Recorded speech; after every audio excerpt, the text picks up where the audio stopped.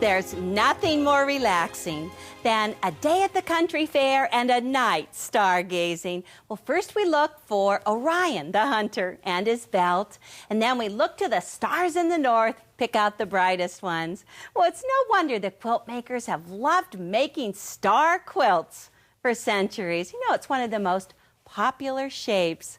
A woman from the 18th century could just cut up a star in a jiffy.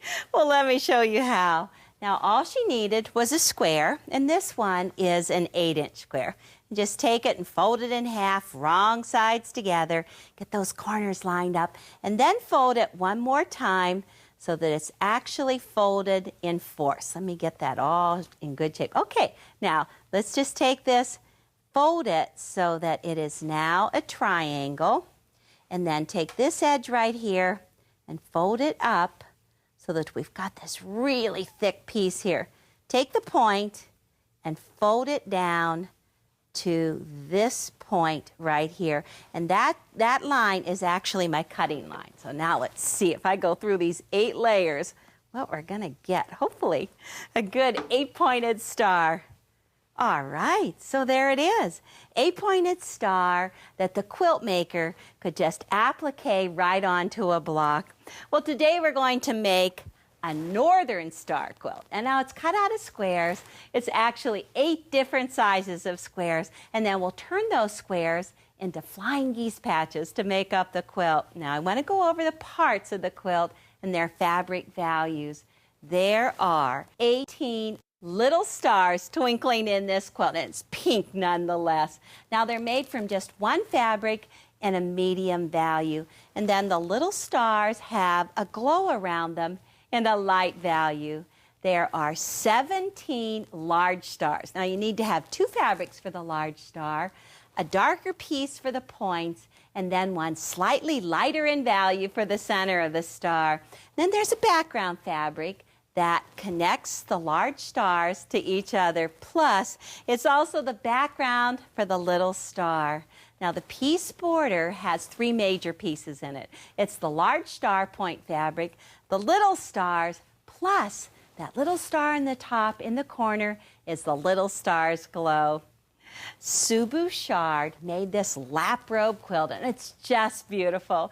Now I'm wondering, I want to see if we can make these quilt squares in just a few snips.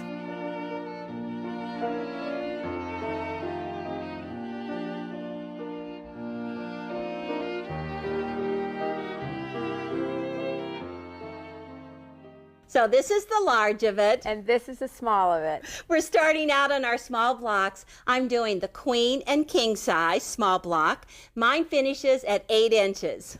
And mine finishes at 6 inches, and I'm going to use it for the lap and the wall hanging size. Now, actually, I need to have 18 stars, and I only have to have 5 for my wall hanging. Oh, you're the lucky one. I know. Well, I'm the large one, so I get to start first. Oh, okay. We're going to work on this patch right here. Now, it's sometimes referred to as the geese patch. However, in this particular one, it really looks like star points. And when you call it the geese patch, you actually think of this part, the large triangle, as the geese, and then there's 2 side triangles right here. Usually they're the background and this is dark, but we've got the opposite today. So the amazing thing is it comes from 2 squares. 2 squares, that's all. Very amazing. Now, to find those 2 sizes of squares, you need to do a little bit of math. You take the height. Now, the height is always, this one is 2 inches, but the width is always twice that. So if this is 2 inches, then the width of it is 4 inches. That's finished size. So you take the 4 inches finished side of the width, and you add 1.5 inches to it for the size of the first square, so and 5.5 inches. You're so smart. And then you take and you add another 1.5 inches for the second size square, and that measurement is 7 inches. Gosh, Sue, got it. Well, when you take those 2 squares, the smaller one on the top is always going to be this piece right here in the patch. Then the larger piece underneath the larger square is always this size of the patch. So that'll be our star points, right? It'll be our star points. So just take those 2 squares. I'm going to put the larger one on the bottom, and then just take this piece and place it right sides together to it. Ooh, you got to get it centered. So do a little tweaking, huh? Move it around. And to make sure that it's centered, I like to take a 12.5-inch square up ruler, just line up the diagonal line and check if the ruler goes through all of the corners, it's centered. It's pretty centered. This looks pretty good. You could even turn it around, do it a second time, check these. Amazing, Sue. I just dropped it on there and it was centered. Yeah, I like to check it going both ways. I think it gives a true double. Right. Okay, now take a marker, and with that marker, just draw diagonal line, corner to corner. It needs to be dark enough to see. That's right. And with our eyes, we need a good dark line. Okay, now, the seam allowance is? 1/4 inch. Always, 1/4 inch. How many stitches per inch? Oh, 15. Now you're going to ask me questions, huh? I just want to know how to do it. Turn it around. Well, I have a 1/4 inch foot on my sewing machine, and I actually have a black bar that from the black bar to the needle and to the stitches, it's a 1/4 inch. So I'm just running that black bar right along on the line. I'm going to just turn it around. Now, you could assembly line. So do you like to assembly line a number of geese? It goes much faster. Okay, and how many do you like to put through? Probably not more than 4 or 5, because when you go to turn them around, they can get kind of tangled up in your lap. They get tangled, good. So from one thread to the other, the distance is? 1/2 inch. All right, we've got it. Okay, so now this piece, if you would, Sue, just go ahead and set the seam. All right. I'm just going to set the seam and let those seams actually sink down into the fabric. Okay, and that diagonal line that I marked is now the cutting line. And so we have 2. That's pretty easy. Yeah, that's pretty easy. You could do that. Okay, I'm going to set the seam again, and then I'm going to put the larger of the 2 triangles on top, because I want to make sure that that seam goes underneath that large triangle. So it doesn't matter about color value. What matters is the size of the triangle. Right. So I'm just going to place this one right side up. Really weird looking. There you go. At this point, you think you made a mistake, huh? Definitely. Okay, now I'm going to take these 2 pieces and actually place opposite colors, right sides together, line up the seams so that they're parallel, but this is the best part. They don't match. Actually, there's no way they can match. That's great that way, but on the outside edges, you need to line those up. Okay. Much easier. Much easier. I like not the matching the seams. That's the best part. Exactly. Okay, now we need to have another diagonal line. So just drop the 45 along the edge and mark pencil line, corner to corner. It's ready. This is the last step for stitching. I can't believe this. It goes so quickly. Okay, now, once again, drop that 1/4 inch line, bar in the line. And the seams right now, you want to make sure they don't flip. The one underneath is going down, so that'll be easy. But this one can be just held down flat with the stiletto so it doesn't twist when you go over it. It creates a problem whenever you have twisted seams, doesn't it, Sue? Right. That stiletto just right in there so you don't have to worry about sewing over your fingers. Oh, that would be good. Okay, I'm just going to check and hold that seam underneath so it doesn't flip, and just stitch right along here. Once again, it's exactly the same thing, the distance between the 2. It's a 1/2 inch. Got it. You know, and actually, this piece is oversized, so if you don't get it perfect, we're going to square it up later. All right, one more cut, and we have 2. Okay, now, with these 2, when you look it up, you just go, oh my gosh, that doesn't look like geese patches or star points. It looks like a mistake. It does. It really does. But on the back side, you can see there are the triangles. Here's the one geese here on this side, and then on the second side, the geese here. And we want the seams to lay flat away from the geese. So to do that, if you just take your scissors and take a little clip right in up to the stitches, then it'll lay perfectly flat on both of the geese. Right. That's just what we used to do when we used to do dressmaking. You clip your seams. Okay, you made dresses, Sue? Yes, I did. Well, actually, I did too. It's been a long time. I forgot. Yes, I don't do that anymore. For sure. Okay, so now we have from this one set, we're going to get 2 geese right here. Lines along here. Look on the back side. Seams are perfectly flat. Now, the geese for my size is going to square up to 2.5 by 4.5. So I'm just going to place the square up ruler right in the corner. Let's see. Half of 4.5 is 2 1/4. Okay, so I'm going to put 2 1/4 right up at the peak. I have my 1/4-inch seam going along there. I want to make sure that I can still get a 2.5 by 4.5 patch. So I'm just going to slip up along the side here and across the top. Now, I'm going to leave the ruler in the same position, but just turn the patch underneath. And this time, go ahead and line up 4.5 right along here. Okay, 4.5 here, 2.5 here. Oh, looking good. And it's this diagonal line goes right along the seam, so I can just go ahead and trim and go across. And then I have that perfect geese patch. It has the 1/4-inch seam here, and then the seam goes right out into the corners. Looks really good. But I have another way. I also have a Flying Geese ruler. Now, I have the large one. You get the small one. That's right. Now, the geese lines are already marked right on this, so it's easy to do just by taking your patch. Let's turn it around like this. And you can drop the geese lines right onto the seams. It's got the 1/4-inch seam here. It's got the pieces right there. Let's see if I can just move that onto the little mat. A little bit easier. So now it's really easy to get it all lined up, cut up along the side, across the top. Just slip off the ruler, turn the patch. And then this time you just line up that diagonal line along the seam. Oop, let me get that in there. Looking good, I would say. That looks really easy. Another perfect patch. Looking good. So now, we've got 4 points, 4 sets of points, actually. Right. Whenever you say sets of points, we've got 2 in each one. So from 2 squares, we get these 4.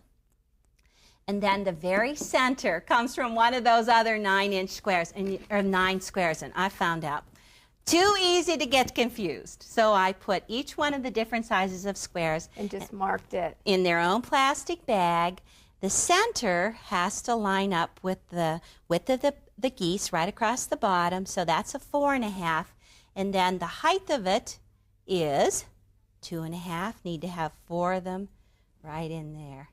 So now I'm going to sew vertical rows together. Is this fast or what? This is fast. This is fast. So take the center vertical row and just flip it right sides together to the row on the left. And then you just assembly line so it's all in perfect order. And then once you've sewn that vertical row, just flip it over, take the 3rd vertical row, flip it right sides together and stitch along there. Now you'll see. Like magic. Da-da! That was quick. Well, no wonder it's quick. It's already sewn. Okay, so this is what it looks like whenever it's sewn together in vertical rows. Looks like this. And from the back side, you can see how the stitch, the 1/4-inch seam, just goes right through that little peak in the geese.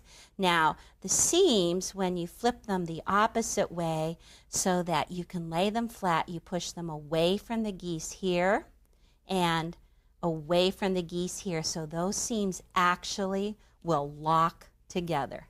Now, you get the small one. All right, just going to set the iron aside so we can see.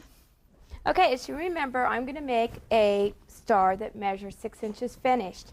So what I'm going to do, I'm going to start out with some different sizes of squares. Do I get to answer? Yep, you get to answer the questions. Okay, if I want the height of my square to be 1.5 inches, what do I do to determine You multiply by 2. Okay, so that's 3 inches, right? Okay. And then I'm going to add 1.5 inches for the size of my small square. And that is 4.5 inches. Very good. and I add another 1.5 inches to get the size of my larger square. And that's 6 inches. Very good. I cheated. I looked at the answers. Well, that's okay. That's okay. So what I'm going to do is I'm going to start with those 2 sizes of squares, and I'm going to follow the same technique that Eleanor did by drawing my line and sewing on both sides and going through the steps. When I end up, what I end up with is going to be 4 of these smaller geese, each of them measuring at this point 1 or 2 by 3.5. Okay, I want to see your ruler there. Oh, my ruler that I just used the small Flying Geese ruler, and you can see how it just fits up right underneath there. Okay, so it's 1.5 by 3 finished. That is correct. Good. Okay, so I just place that there, and then I'm going to put a 3.5 inch square in the center, and I'm going to finish it off by putting the 4 2-inch squares, 1 in each corner. Perfect. So we're just going to finish our small stars, and then we'll go on to the next step. We finished our little stars, and now we're going on to the next 2 units. This is the large star points, and this is the star center. Now, mine are large, and Mine are little. aren't you lucky? Yes, I am.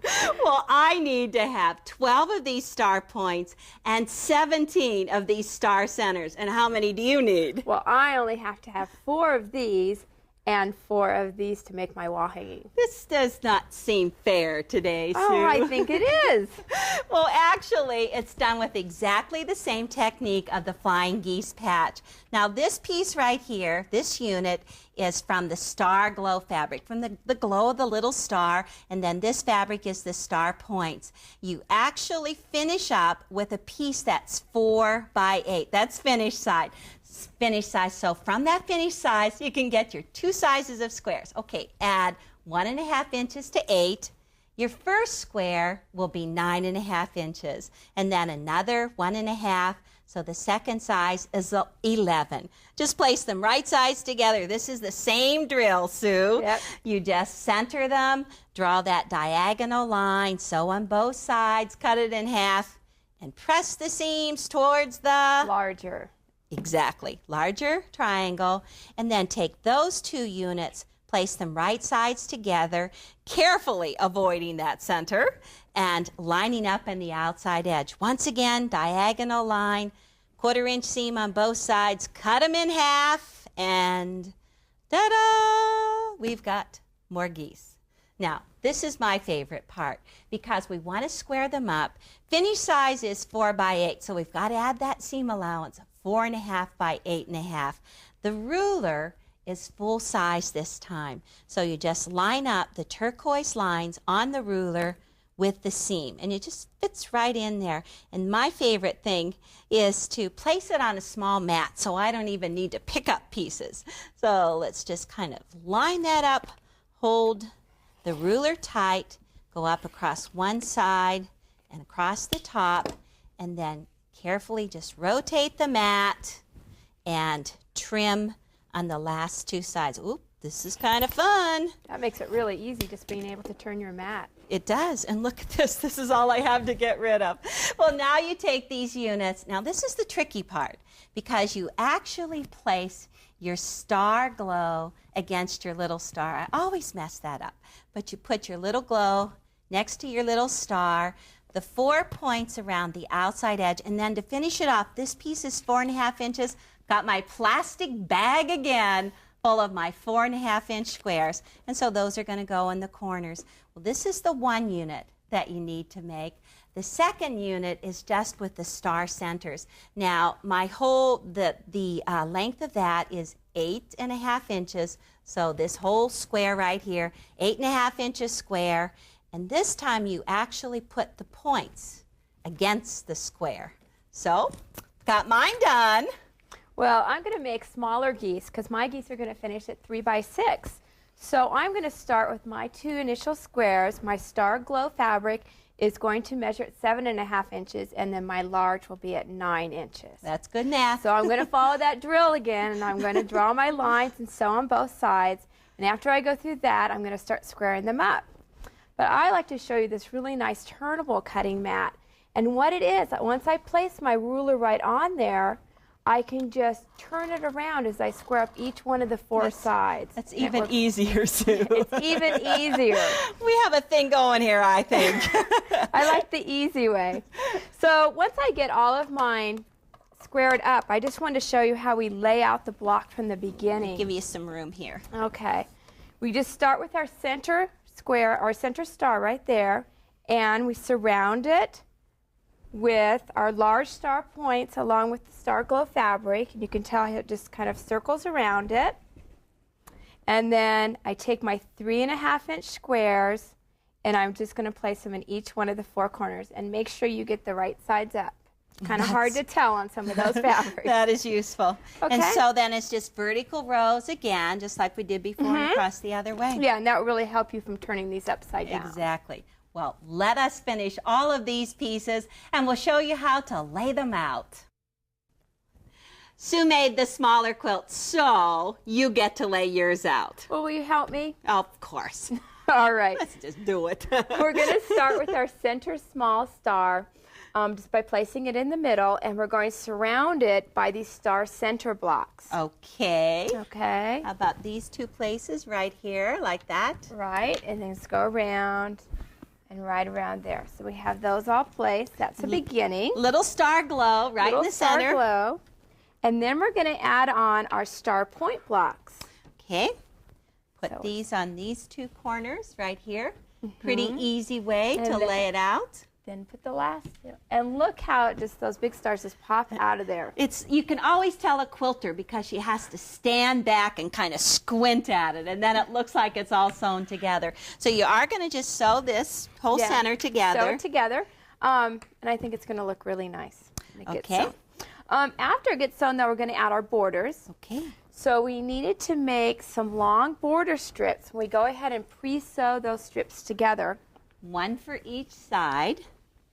And this is the dark fabric. This is the dark points, the dark star points, and then the little star. The little stars, we pull that color back out to the border. Okay, cut 4, exactly the same size as the wall hanging. You're going to measure that first.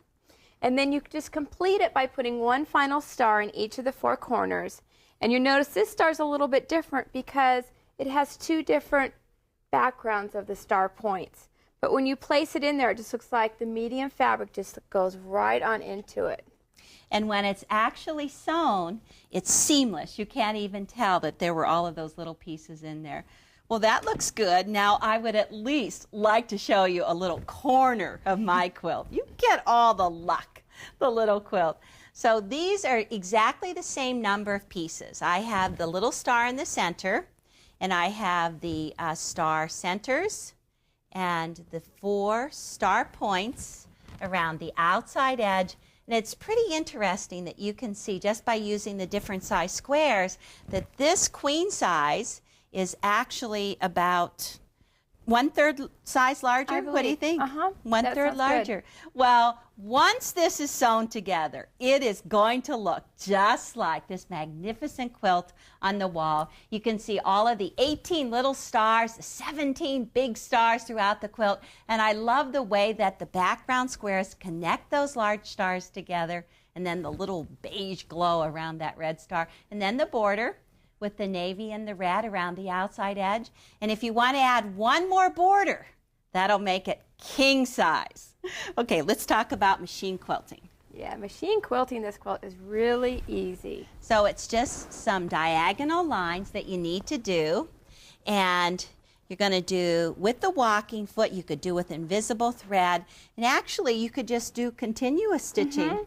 And that's all you need to do. That's what's really fun. Yeah. So that you actually outline the large star points, and then you could go back and do stitch in the ditch right around the little stars, even go right through the center. And then you complete it on the borders just by stitching in the ditch, and you can go around the small corner stars if you'd like. Excellent. I love it. Well, this has been fun, Sue. Yeah, it has. Love this quilt. Well, may the northern stars call you their friend, and the dreams that you share never end.